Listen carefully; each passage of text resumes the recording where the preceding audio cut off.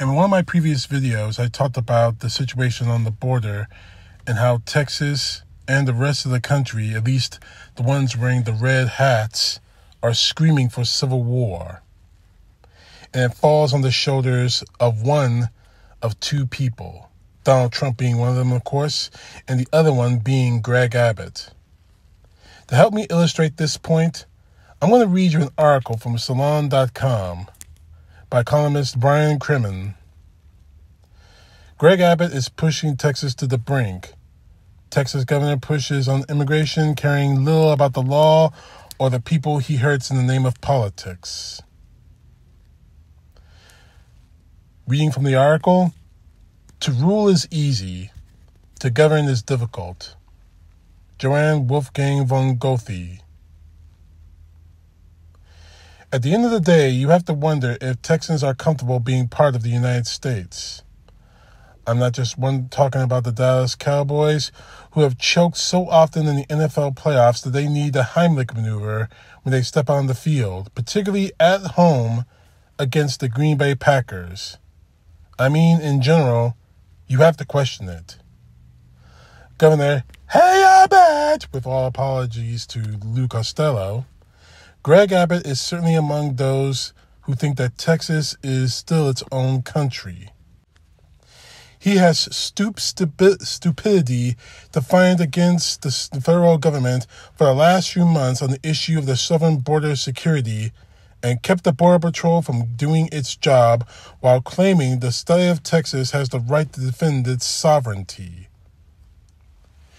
Abbott's Operation Lone Star has bused more than 35,000 immigrants to Washington, D.C., New York City, Chicago, Philadelphia, Denver, and Los Angeles since April of 2022. He claims that the operation, according to him, continues to fill the dangerous gaps created by the Biden administration's refusal to secure the border, unquote. More on that in a moment. Two of my sons were born in Texas, and I'm often reminded that anyone can be an American, but you have to be born a Texan. I used to think that was cute and funny, like the businessmen I knew in the early 90s whose wife went into premature labor while they were visiting New York. Obviously, that was the plot point of an episode of King of the Hill. He had a San Antonio neighbor overnight him 10 pounds of dirt in his backyard, then placed in a container, so when his son was born, he could be legitimately say his son's ass first touched Texas soil. Turns out what I found cute and funny is deadly serious in Texas. They take their state pride seriously, even if those are, or once were, a sizable number of people in Texas who don't support much of the lunacy from the state's Republican Party. When it comes to Texas, they still fully believe that they live in their own country. As recently as December, Newsweek reported on a strong separatist movement in the Lone Star State. The Texas Nationalist Movement, an organization that supports Texas independence from the United States, warned the GOP that they have enough signatures to force a vote on the question of whether Texans support secession. Texas nationalists have for years pushed a referendum on Texas secession, despite the fact that there is no provision in the U.S. Constitution for a state to do so. Of course, that hasn't kept the widely independent Texans from doing whatever they want. The state first seceded from Mexico in 1836 and spent 9 years as its own nation. Remember the Alamo, before it became the 28th state of the United States of America on December 29, 1845. However, Texas also seceded from the United States in 1861 before being readmitted following the end of the Civil War. Now Abbott seems to be making the case for it to go it all alone in the Lone Star State. There is little practical chance of that happening, however. The federal government owns and operates 15 military bases in the state with an economic impact of more than $100 billion.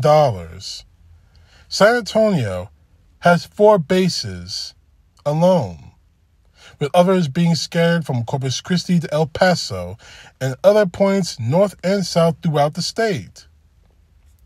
Still, it's a touchy subject for Abbott. I tried all this week to get someone to speak to the issue in the governor's office. My emails have been ignored, and when I finally reached someone by phone in Abbott's press office, they hung up on me. Nothing like transparency in Texas. But this isn't unusual. I once got thrown out of the Texas Senate for asking a senator to move my station's news photographer so I can get a better shot.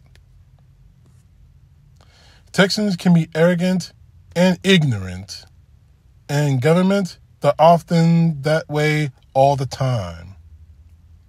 The Biden administration is deeply frustrated with Abbott's moves, and while he continues to play politics with very serious issues, the federal government, including the U.S. Border Patrol, which is far from a bastion of liberals, has tried to get Abbott and Texas to see reason. The General Counsel for the Department of Homeland Security recently sent state officials a letter which portions of it read, and I quote, "Texas actions are clearly unconstitutional and they are actively disrupting the federal government's operations. We demand that Texas cease and desist efforts to block the Border Patrol's access in and around the Shelby Park area and remove all barriers to access the Shelby Park area of Eagle Pass," unquote. The DHS gave Texas until January 17th to cease and desist its efforts to block Border Patrol's access to the park and remove all barriers to access the United States, before referring the matter to the Department of Justice, calling them for appropriate action and to consider all other available options to restore Border Patrol's access to the border. Sounds ominous. But what other options are there? Abbott clearly doesn't think the Border Patrol will fire upon Texas law enforcement working the border, does he? No rational human being thinks so. That would be disastrous, and yet we're still at that tipping point in Texas. God only knows what the lunatics may do, and there are plenty of gun-happy lunatics in Texas. During the 1980s, I was assigned to cover a story when members of the KKK showed up on the border after President Reagan claimed godless Satanists were just a 2-hour plane ride away from our southern border. There are many guns on the border on that day, and Texans, of course, love to take matters into their own hands. There's a long history of that. As the current drama in Texas was playing out, The Hill reported that the House on Wednesday approved a resolution condemning the Biden administration's border and immigration policies, a move by GOP lawmakers to maintain pressure on the political polarizing issue in the weeks ahead. The legislation pins the blame on President Biden's, as they said, open borders policies, highlighting the stark partisanship immigration and border policies. It was passed 225 votes to 87, with 14 Democrats in favor. The Biden administration has angrily accused the GOP of duplicity, noting that Biden has proposed reforms to immigration that include hiring more Border Patrol agents, but the GOP has refused to take up the issue. Of course, it's hard to get the GOP to do anything in Congress. They could barely pass legislation for funding the government. On Wednesday, Biden met with members of Congress to talk about additional funding for Ukraine, something that GOP House Speaker Mike Johnson said is linked to immigration reform. After the meeting, Biden was asked, as he walked out to Marine One on the South Lawn, what the sticking points were on immigration reform. Biden responded, I don't think we have any sticking points left. When Johnson and the other members of Congress came out to the sticks on the North Lawn to talk to reporters, Johnson shut the door on comprehensive immigration reform, telling reporters, "I don't think now is the time for comprehensive immigration reform because we know how complicated that is." Of course, there won't be reform. It will ruin the GOP's chances to run on that issue if they solved the problem. This is a true do-nothing Congress. The GOP doesn't want to solve the problems. It wants to blame Democrats for the problems in order to get elected or reelected.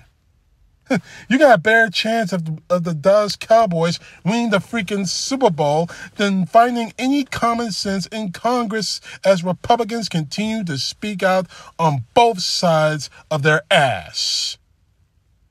While Johnson said there is obviously there won't be any long-term reform, he also said, and I'm quoting him, "We must insist that the border be on the top priority. I think we have some consensus around the table. Everyone understands the urgency of that," unquote. Try wrapping your mind around that lack of logic.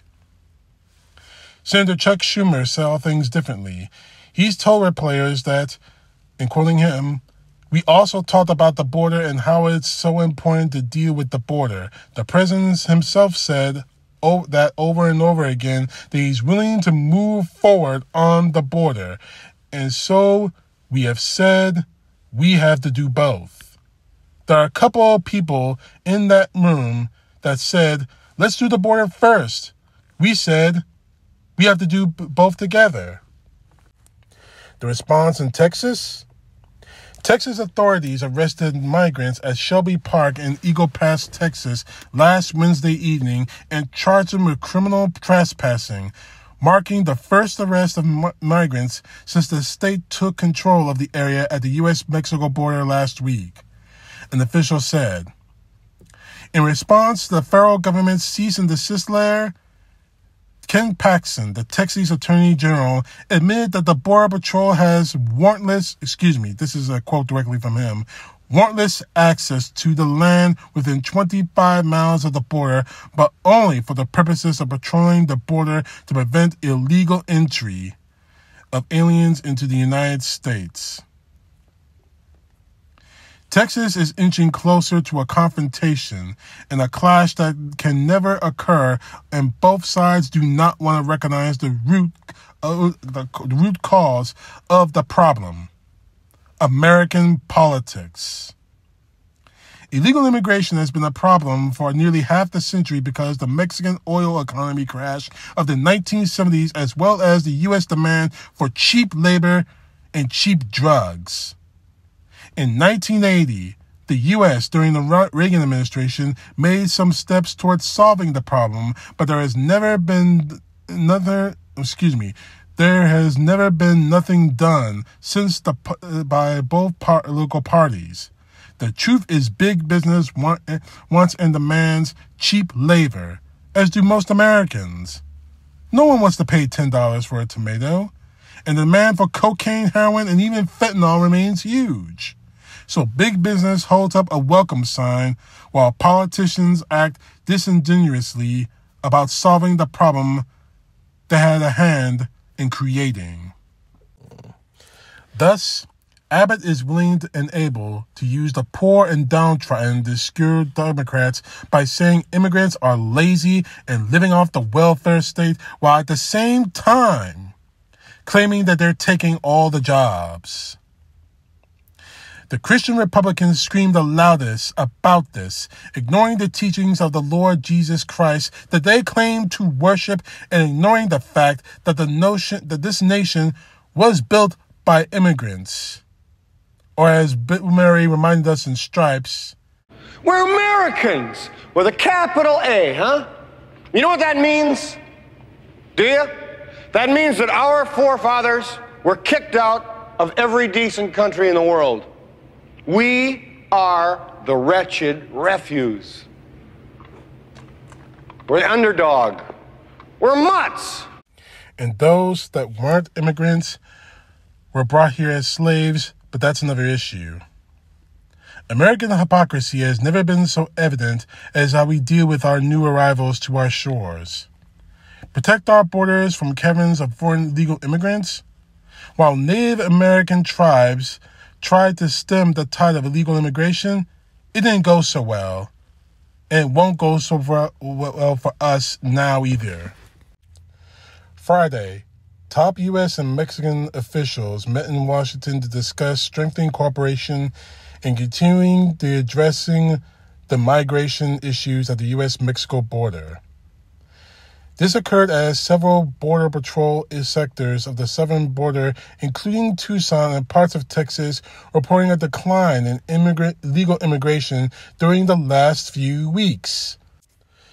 The decline is widely attributed to Mexican government efforts, and while the Biden administration wasn't promising anything concrete from the Friday meetings, they were cautiously optimistic that things will continue to get better on the border. That's the irony of the Texas situation. This is a Biden official telling me on the background of the situation that they're doing this while the numbers are relatively low. This matters little in the world of politics today. Maybe at the end of the day, the federal government ought to send Matt LaFleur and the Green Bay Packers. Governor Abbott wouldn't stand a chance. Like the Dallas Cowboys, he's all hat and no cattle. That was the end of the article. Let's not fool each other about this. They want blood. They don't want to solve the problem. They want to run on the problem, and if that doesn't work, they want blood. Greg Abbott, I've said this before, I'm going to say it again. You better pray no one dies on the border on your watch. Because I'll see to it that you spend the rest of your life in the prison cell. And all this could have been avoided. All of it. But you don't want to work with Democrats. You don't want to work with Biden because you don't want to give him political wins. You're playing politics and you are going to lose badly. CTP, know the truth. God bless. Peace to the left, justice to the right.